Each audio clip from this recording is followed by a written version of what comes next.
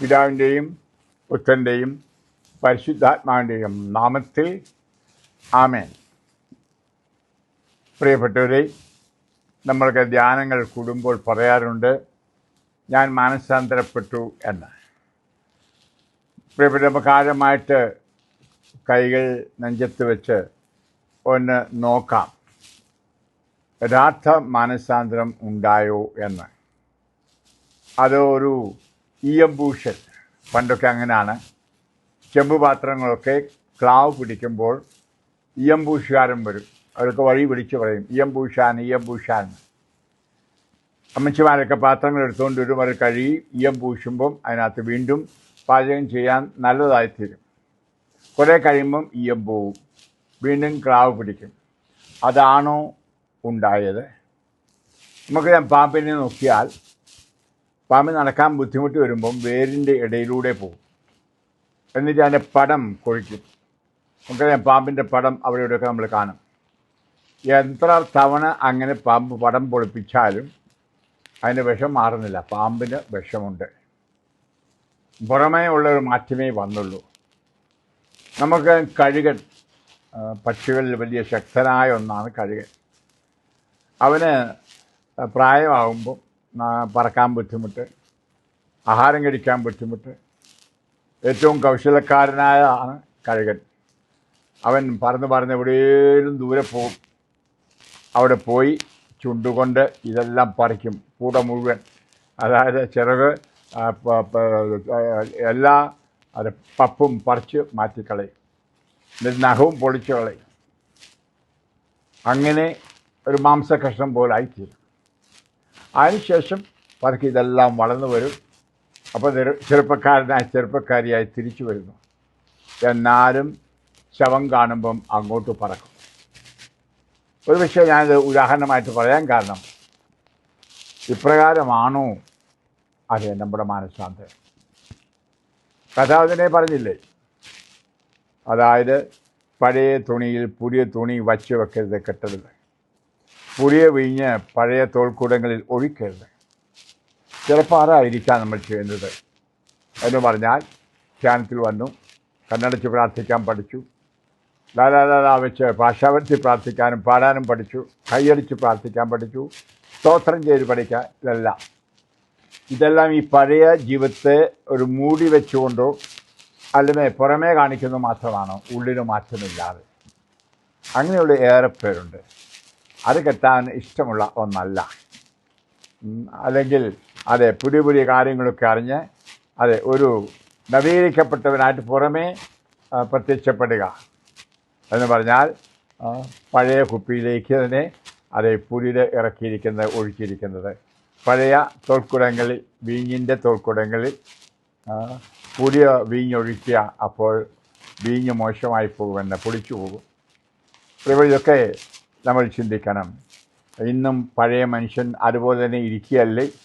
ഉദാഹരണമായിട്ട് ധനമോഹമുള്ള വ്യക്തിയായിരിക്കാം, മാനസാന്തരപ്പെട്ടു, ഇന്ന് വചനപ്രഘോഷണമായി തീർന്നു കാണും. ഏറെ വരദാനങ്ങൾ, ഭാഷാപരം, ഒരുപക്ഷെ ദർശനപരം, ഇതെല്ലാം ഉള്ള ആളാണ്. ധ്യാനഗുരുവുമായി മാറി.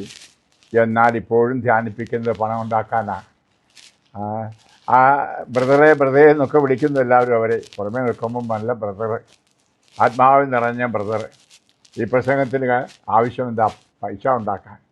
എന്നിട്ട് റിസോർട്ട് ഉണ്ടാക്കുക, സ്ഥലം മേടിക്കുക, ഭൂമിയൊക്കെ മേടിക്കുക, അങ്ങനെ മക്കൾക്ക് വേണ്ടി സമ്പാദിച്ചു വെക്കുക.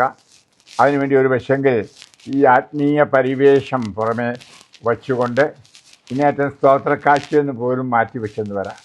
ഇതൊക്കെ 50 വർഷം ധ്യാനിപ്പിച്ചറിഞ്ഞപ്പോൾ പലരുടെയും കണ്ട് അധികാരത്തിൽ നിന്നാണ്. മറ്റൊന്ന് അധികാരമോഹം. അതൊക്കെ മാറി, അഹങ്കാരമെല്ലാം മാറി, എളിമയുള്ളവനായിട്ട്, ഒത്തിരി ഭക്തിയുള്ളവനായിട്ട് ഏറെ നേരം പള്ളിയിലിരിക്കുന്നു, കൈകുപ്പി മുട്ടേ നിൽക്കും, സാഷ്ടാംഗം വീണും പ്രാർത്ഥിക്കുന്നു. കാണാൻ സാധിക്കും. കൈസ്മാറ്റ് അരൂപി ഇങ്ങ് വളർന്നു വരുമ്പോൾ സാഷ്ടാംഗം ചെയ്ത് വീണ് കിടക്കുന്നു. അപ്പോൾ എല്ലാവരും പറയും, എന്തൊരു ഭക്തിയാണ് മനുഷ്യന്. എന്നാൽ ഇപ്പോൾ ആത്മീയ രംഗത്തായിരിക്കാം ഈ അധികാരമോഹം. പഴയ മോഹം പുതിയ രൂപത്തിൽ ഇറങ്ങിയിരിക്കുകയാണ്. എന്നിട്ട് ഒരു ഞാൻ വലിയ ആളാണെന്ന് അഹങ്കരിക്കുക.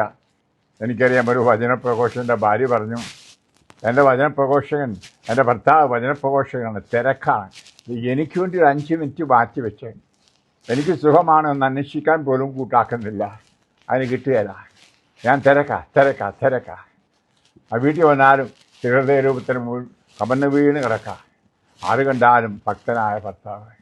എന്നാൽ അല്പസമയം, അടി നിനക്ക് വിഷമങ്ങളുണ്ടോ, ആവശ്യമുണ്ടോ, എൻ്റെ കൂടെ ഇരുന്നൊന്ന് പ്രാർത്ഥിക്കുക, അല്ലെങ്കിൽ എന്നെക്കൂടെ ഈ ധ്യാനിപ്പിക്കാൻ പോകുന്ന സ്ഥലത്തേക്കൊന്ന് കൊണ്ടുപോവുക, എനിക്കും ആഗ്രഹമില്ലേ, ഇതൊന്നും ചെയ്യലച്ചാ. എന്നിട്ട് വന്നു കഴിഞ്ഞ് എൻ്റെ ഗർജിക്കും, നീ പ്രാർത്ഥിക്കാത്തവള, നിനക്ക് ദൈവാനുഗ്രഹമില്ല, മക്കളെ വളർത്തുന്ന ചൊവ്വന്നില്ല, നീ ദേശീയക്കാരത്തിയെ കോപിക്കും, നേരെ തിരിച്ചു വെടിവെക്കുക ഭാര്യയ്ക്കിട്ട്. നമുക്കറിയാം, പണ്ടൊക്കെ കട്ടെടുക്കുമായിരുന്നു, കളിപ്പിക്കുമായിരുന്നു, വഞ്ചന കാട്ടുമായിരുന്നു, ഒരു പക്ഷേ കള്ളക്കടത്തോ കള്ളനോട്ടടിയൊക്കെ ഉണ്ടായിരുന്നു. ഇപ്പോൾ സ്തോത്രക്കാഴ്ചയിൽ നിന്ന് എടുക്കുകയാണ്. പണ്ടൊക്കെ വഴിയിലുള്ള പെണ്ണുങ്ങളെയൊക്കെ നോക്കി ആസക്തിയോടെ നോക്കുമായിരുന്നു, പാപം ചെയ്യുമായിരുന്നു. ഇപ്പോഴോ അത് ആരുമറിയാതെ കയ്യിരിക്കുന്ന മൊബൈലിലൂടെ കാര്യം കരിസ്മാറ്റിക് പ്രേസ്തലോട് പറഞ്ഞിട്ട് ആ ഫോണിലൂടെയാണ് പോണോഗ്രാഫി, മ്ലേച്ഛമായ ചിത്രങ്ങൾ കാണുന്നത്. അതുപോലെ തന്നെ പണ്ട് സിനിമയോടായിരുന്നു പ്രേമം, അതെല്ലാം ഉപേക്ഷിച്ചു. ഇപ്പം ഞാൻ സിനിമയെ കാണാറില്ല, TV കാണാറില്ല. എന്നിട്ടിപ്പോൾ കാണുന്നതോ ഞാൻ ഈ പറഞ്ഞ പോലെ പോക്കറ്റിൽ കിടക്കുന്ന ടെലിഫോണിൽ എല്ലാ മീഡിയകളിലെയും ചീത്തയായതെല്ലാം പ്രേമകഥകളും സെക്സിൻ്റെയും എല്ലാം കാണുകയാണ്. അത് ഒറ്റ ഭാഷയിൽ പറഞ്ഞാൽ അത് നീല ചിത്രം. ആരും കാണാതെ കിടക്കയില്ല, ഭാര്യ പോലും അറിയാതെ കക്കൂശിപ്പോയിരുന്നായിരിക്കും ഒരു വിഷയമൊക്കെ കാണുന്നത്. പുറമേ നോക്കിയാൽ ഭക്തൻ. ഇനിയും എനിക്കറിയാം, ഉദാഹരണമായിട്ട് ഒരു കപ്പ്യാരനോട് പറഞ്ഞത്, അച്ഛാ, ഞാൻ ഒരു ധ്യാനഗുരുവായ അച്ഛൻ്റെ കൂടെയാണ് പ്രവർത്തിക്കുന്നത്, അച്ഛൻ്റെ കൂടെ ധ്യാനത്തൊക്കെ പോകും, അച്ഛനിപ്പോൾ TV കാണാറില്ല, അത് മറ്റ് ദുശീലങ്ങളൊന്നുമില്ല, ഭക്തനായ അച്ഛൻ, ആര് നോക്കിയാലും വിശുദ്ധനായ അച്ഛൻ. ഞാൻ ഒരിക്കൽ കാണുകയാണ്, ആരാധന നടത്തിക്കൊണ്ടിരിക്കുന്നു, ആളോട് പറഞ്ഞു സ്തുതി സ്തോത്രം, അവർ ഭാഷാവത്തിൽ പ്രാർത്ഥിക്കുന്നു. ആൾക്കാരുടെ അടിയിൽ കിടന്നുകൊണ്ട് ഫോൺ സന്ദേശങ്ങൾ നോക്കുന്നു, അങ്ങോട്ട് തിരിച്ചയക്കുന്നു. ഹല്ലേലൂയ എന്ന് പറഞ്ഞാൽ പുറം ലോകവുമായിട്ട് ബന്ധപ്പെട്ടിരിക്കുന്നു. ആ ആസക്തി അന്നൊക്കെ പുറമേ ഉള്ള കണ്ണുകൾ കൊണ്ടായിരുന്നു, ഇപ്പോൾ ആന്തരിക കണ്ണുകൂടെ നശിപ്പിച്ചുകൊണ്ടുള്ള ദുർമോഹങ്ങൾ കടന്നുകൂടിയിരിക്കുന്നു. അത് നമുക്ക് ഒത്തി പറഞ്ഞു പോയാൽ കാണാൻ സാധിക്കും. ഇന്ന് ഈ കാര്യം കരിസ്മാറ്റിക്കായി നവീകരിച്ചു എന്നൊക്കെ പറഞ്ഞാലും ആ പഴയ മനുഷ്യനെ പൂർണ്ണമായിട്ട് ഉരിഞ്ഞ് കളഞ്ഞിട്ടില്ല. പഴയ മനുഷ്യനെ ഉരിഞ്ഞു കളഞ്ഞ് പുതിയ സൃഷ്ടിയാവുക, അതാണ് ഏറ്റവും പരമപ്രധാനമായിട്ടുള്ളത്. 2 കൊറിന്തോസ് അധ്യായം 5:17 പറയുന്നുണ്ട്, നമുക്ക് ആ പുതിയ ജന്മം കൊള്ളൽ ഉണ്ടാകണം, ആ പുതിയ ജീവനം ഉണ്ടാകണം പരിശുദ്ധാത്മാരുടെ. നമ്മൾ അങ്ങനെ ജനിച്ചവരാണ്, പക്ഷേ ലൗകികതയിലേക്ക് പോയി. ഇനി മാനസാന്തരപ്പെട്ടു എന്ന് പറഞ്ഞാൽ തിരിച്ച് ആ ശിശുതുല്യമായ ഹൃദയത്തിലേക്കൊരു മാറ്റം വരികയാണ്. പുറമേയുള്ളതിനെ ഉപേക്ഷിക്കുന്ന അല്ല, ആന്തരികമായ ഒരു മാറ്റം മുഴുവനായിട്ട്. പണ്ട് കാർഡിനൽ സൂവനൻസ് എന്ന് പറയുന്ന ഒരു കർദിനാൾ കരിസ്മാറ്റിക്കാരൻ പറയുമായിരുന്നു, പഴയ കാലങ്ങളിലൊക്കെ പുരമയ്യുമായിരുന്നു, ഇപ്പോഴൊക്കെ എല്ലാവരും സിമെൻ്റ് ഇട്ടിരിക്കുകയാണ്. എന്നാൽ പുരമേഞ്ഞാൽ കുറേ കഴിയുമ്പം ചോരും, പിന്നെ പുതിയ ഓല വെച്ച് കെട്ടണം. അതല്ല ധ്യാനം എന്ന്. പിന്നെയോ കോൺക്രീറ്റ് ഇടുക, നല്ല സിമെൻ്റ് ഇട്ട് വാർത്ത ഒരിക്കലും തകരാത്ത രീതി. അപ്പോൾ അതായിരിക്കണം നമുക്ക് ഉണ്ടായിരിക്കേണ്ട മാനസാന്തരം എന്ന് പറയുന്നത്. പാമ്പ് പടം പൊഴിക്കുന്ന പോലല്ല, കഴുകൻ അതിൻ്റെ തൂവൽ കളഞ്ഞിരുന്ന പോലല്ല. ഉള്ളിൻ്റെ ഉള്ളിലെ മാറ്റങ്ങളാണ് കർത്താവ് ആഗ്രഹിക്കുന്നത്. ആ സാവൂൾ പൗലോസ് ആയതുപോലെ, അല്ലെങ്കിൽ ശിമയോൻ പത്രോസ് ആയതുപോലെ പേര് പോലും മാറണം. നമുക്കറിയാം 23-ാം അധ്യായം മത്തായിയുടെ സുവിശേഷത്തിൽ ഫരീസ്യരെ എന്ന് വിളിച്ചുകൊണ്ട്, പരിശീലക്കാരെ എന്ന് വിളിച്ചുകൊണ്ട്, എന്ന് പറഞ്ഞാൽ കാപട്യക്കാരെ എന്ന് പറഞ്ഞുകൊണ്ട് കർത്താവ് ശാസിക്കുന്നത്. പുറമേ ഭക്തിയുണ്ട്, എന്നാൽ പുറമേ ഉള്ള ഭക്തി അഭിനയിക്കുന്നത് മാത്രമാണ്, ഉള്ളിൽ എല്ലാം ഉണ്ട്, തിന്മകളെല്ലാം. നമുക്ക് ഈശോയോട് പ്രാർത്ഥിക്കാം, അങ്ങനെയുള്ളവരാകാതെ കണ്ട് നമ്മൾ കർത്താവിൻ്റെ അത് ചൈതന്യം ഉൾക്കൊണ്ട് കർത്താവിന് സ്വഭാവമുള്ളവരായിട്ട് മാനസാന്തരപ്പെടുവാൻ ആ പൗലൂസനെ പറഞ്ഞ പോലെ ഈ പഴയ മനുഷ്യനെ ക്രൂശിച്ച് പുതിയ മനുഷ്യനെ ധരിക്കുക. അത് നമ്മുടെ സ്വഭാവത്തിലും ഇടപെടലിലും എല്ലാം ഉണ്ടാകണം. അത് മറ്റുള്ളവരല്ല വിധിക്കേണ്ടത്, ഞാൻ തന്നെ എന്നെ വിധിക്കണം. മറ്റുള്ളവർ ഞാൻ പുണ്യവാനെന്ന് പറഞ്ഞുകൊണ്ട് ഞാൻ പുണ്യവാനാകില്ല. ഹല്ലേലൂയ. പുണ്യവാനെ വിളിക്കപ്പെട്ട എല്ലാവരും പുണ്യവാനായിരിക്കണമെന്നില്ല. ഹല്ലേലൂയ. ഞാൻ ചില പ്രസംഗങ്ങളത് പറഞ്ഞിട്ടുണ്ട്. നമ്മുടെ ഉള്ളിലേക്കാണ് നോക്കേണ്ടത്, നമ്മുടെ യേശുവുമായുള്ള സുദൃഢ ബന്ധം, ആ പരിശുദ്ധ ബന്ധം. അത് ഈശോ കാണുന്നത്.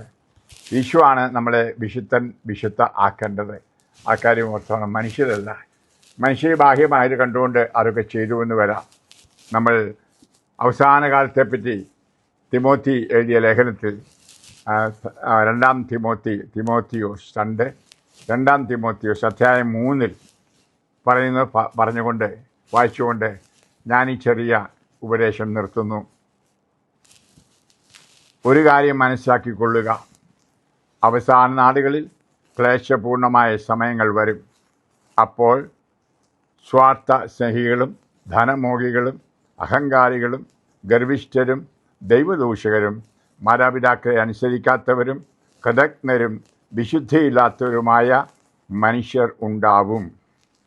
അവർ മനുഷ്യത്വമില്ലാത്തവരും ഒന്നിനും വഴങ്ങാത്തവരും അപവാദം പറയുന്നവരും ആത്മനിയന്ത്രണമില്ലാത്തവരും ക്രൂരന്മാരും നന്മയെ വെറുക്കുന്നവരും വഞ്ചകരും എടുത്തുചാട്ടക്കാരും അഹന്തയുള്ളവരും ദൈവത്തെ സ്നേഹിക്കുന്നതിന് പകരം സുഖഭോഗങ്ങളിൽ ആസക്തിയുള്ളവരുമായിരിക്കും. അവർ ഭക്തിയുടെ ബാഹ്യരൂപം നിലനിർത്തിക്കൊണ്ട് അതിൻ്റെ ചൈതന്യത്തെ നിഷേധിക്കും. അവരിൽ നിന്ന് അകന്നു നിൽക്കുക. ഹല്ലേലൂയ. 2 തിമോത്തി 3:1-5. ഇന്ന് അതുകൊണ്ടല്ലേ പലരും നമ്മളെ വെറുക്കുന്നത്. അതെ, പുറമേ എല്ലാ ഭക്തിമുറകളും ഉണ്ട്. പെരുന്നാളുണ്ട്, വെടികെട്ടുണ്ട്, പ്രദക്ഷിണമുണ്ട്, ഭാഷാപരമുണ്ട്, വരദാനങ്ങളുണ്ട്, ധ്യാനങ്ങളുണ്ട്, കൺവെൻഷനുണ്ട്. എന്നാൽ ഈ സിനിമകളെല്ലാം ഉള്ളിൽ ഉണ്ട്. എന്ന് പറഞ്ഞാൽ സാക്ഷ്യം ഇല്ലാത്ത ജീവിതം.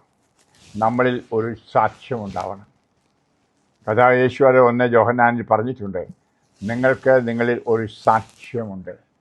1 യോഹന്നാൻ 5-ാം അധ്യായം 10 വചനം. എന്താ പറയുന്നത്? നിത്യജീവൻ്റെ സാക്ഷ്യം. നിത്യജീവൻ യേശുക്രിസ്തുവിലാണ്. യേശുക്രിസ്തുവിനെ സ്വന്തമാക്കുന്നവൻ നിത്യജീവിതം സ്വന്തമാക്കിയിരിക്കുന്നു. യേശുവിനെ സ്വന്തമാക്കിയിരിക്കുന്നു. ദൈവത്തെ സ്വന്തമാക്കിയിരിക്കുന്നു. ഈ സാക്ഷ്യമായിരിക്കണം നമുക്ക് ഓരോരുത്തർക്കും ഉണ്ടായിരിക്കേണ്ടത്. ഈശോയെ സ്വന്തമാക്കി ജീവിക്കുന്നവർ. കർത്താവ് അതിന് നിങ്ങളെ അനുഗ്രഹിക്കട്ടെ എന്ന് പ്രാർത്ഥിക്കുന്നു. യേശുവെ നന്ദി, യേശുവെ സ്തോത്രം. Hallelujah, hallelujah, hallelujah. നിങ്ങളോരോരുത്തരെയും കർത്താവിൻ്റെ ഹൃദയത്തിൽ ഞാൻ സമർപ്പിക്കുന്നു. ഞാൻ നിങ്ങളെ ആശീർവദിക്കുന്നു, അനുഗ്രഹിക്കുന്നു. കർത്താവ് ആഴമായ ഒരു മാറ്റം നിങ്ങൾക്ക് തരട്ടെ. ഞാൻ പലപ്പോഴും പറയുന്ന പോലെ ജീവിതം ഇപ്പോൾ പോകുന്നത് കർത്താവിൻ്റെ വഴിയിലൂടെ അല്ല. കർത്താവിൻ്റെ വഴി വിശുദ്ധിയുടേതാണ്. ഒരു യഥാർത്ഥ ടേൺ ഉണ്ടാകാൻ, മനസ്സാന്തരമുണ്ടാകാൻ, വ്യത്യസ്തതയാകാൻ, ജീവിത വ്യതിയാനമുണ്ടാകാൻ സഹായിക്കണമേ. പരിശുദ്ധാത്മാവെ എഴുന്നള്ളി വരണമേ. ഇവരുടെ ഹൃദയങ്ങളെ ഉരുക്കി വാർക്കണമേ. അത് എപ്രകാരം തട്ടാൻ സ്വർണം ഉരുക്കുന്നു അതുപോലെ, വെള്ളി ഉരുക്കുന്നു അതുപോലെ ഉരുകി ശുദ്ധീകരിക്കപ്പെടാൻ ആയിരിക്കട്ടെ ഇവരുടെ മാനസാന്തരങ്ങൾ. അങ്ങനെ പുതിയ ഒരു ജന്മമുണ്ടാകാൻ, വീണ്ടും ജനിക്കാനിടയാകട്ടെ. കർത്താവ് യേശുക്രിസ്തുവിൻ്റെ കൃപയും അനുഗ്രഹവും നിങ്ങളുടെ മേൽ എഴുന്നള്ളി വരട്ടെ, ബലപ്പെടുത്തട്ടെ, ശുദ്ധീകരിക്കട്ടെ. പിതാവിൻ്റെയും പുത്രൻ്റെയും പരിശുദ്ധാത്മാവിൻ്റെയും നാമത്തിൽ ആമേൻ. Praise the lord. ഹല്ലേലൂയ.